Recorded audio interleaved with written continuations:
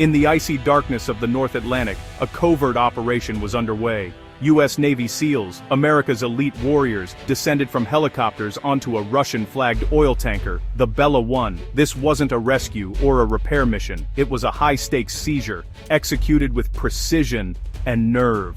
The SEALs, delivered by the legendary Night Stalkers, fast-roped onto the moving ship, braving freezing winds and hostile intent. The Bella 1 was no ordinary vessel. It was a phantom in a global network smuggling sanctioned goods. For weeks, the ship had evaded authorities, but its luck ran out. The SEALs stormed the bridge, detained the crew, and took control. No shots fired. Their professionalism turned chaos into order in minutes.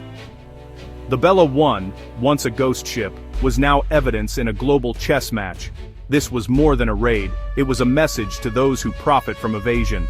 The operation was swift, silent, and left no doubt. The world's most elite operators had struck. For the crew, the game of cat and mouse was over. The ship was seized, but the implications were just beginning. In the cold Atlantic, a new chapter in maritime enforcement had opened. The story was far from over. The Shadow Fleet is a global web of aging ships hiding behind fake names and flags to move sanctioned oil. These vessels vanish from tracking systems, owned by shell companies and flagged in countries with loose oversight. The Bella 1, once the Marinera, had already been sanctioned for smuggling Iranian oil. Instead of being scrapped, it was repainted, renamed, and reflagged. A common trick in this illicit trade. These ships routinely switch off their automatic identification system, disappearing for months at a time. The Bella 1 had two 99-day gaps in its tracking history, vanishing without a trace.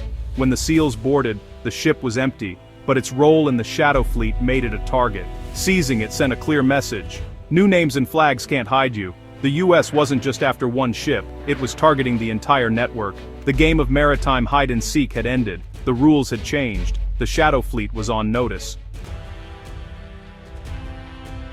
The Bella 1's capture was the climax of a chase that began weeks earlier in the Caribbean.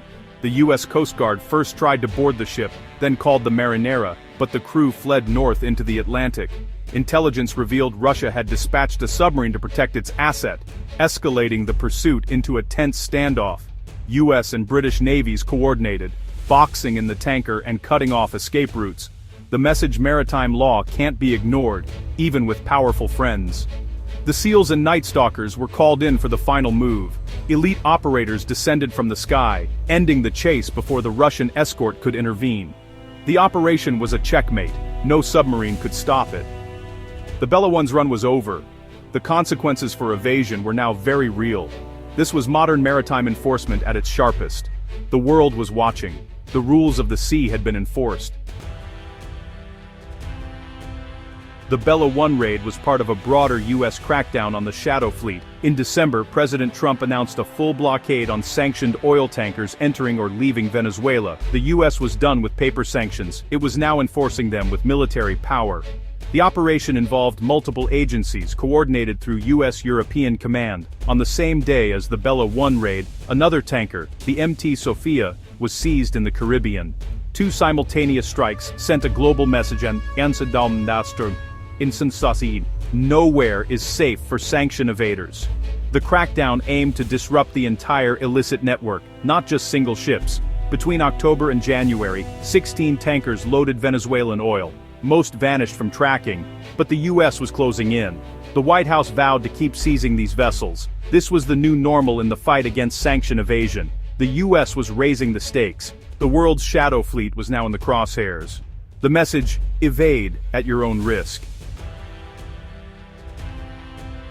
For years, Navy SEALs were synonymous with counter-terrorism in deserts and cities, but the world changed, and so did their mission. The Bella 1 raid marks a return to their maritime roots, now focused on state adversaries like Russia and China. U.S. Special Operations Command has been shifting toward great power competition. SEALs are once again experts in maritime raids, sabotage, and intelligence gathering. Today they operate in a world of drones, electronic warfare, and denied areas.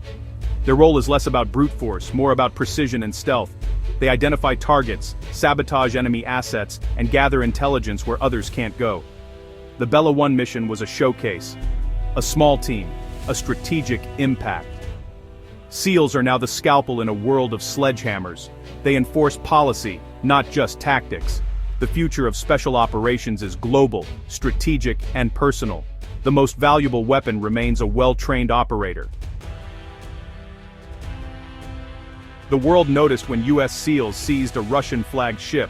Russia condemned the action as piracy, demanding the ship's return and citing international law. China joined in, criticizing America's use of unilateral sanctions and calling the raid a violation of international norms. Both nations painted the U.S. as a global bully, using military power to enforce its will. In Washington, the White House downplayed tensions, calling it a straightforward law enforcement action. The Bella One's history of illicit activity justified the raid, regardless of its flag. For the U.S., this was about upholding global rules and economic stability. The Shadow Fleet undermines the system, changing names, turning off trackers, moving sanctioned goods. By acting decisively, the U.S. sent a message: the rules matter, and there are consequences for breaking them. These missions are about more than oil, they're about the integrity of global trade. Someone has to enforce the rules. The job is dirty and complicated, but the world is watching, and the stakes are high.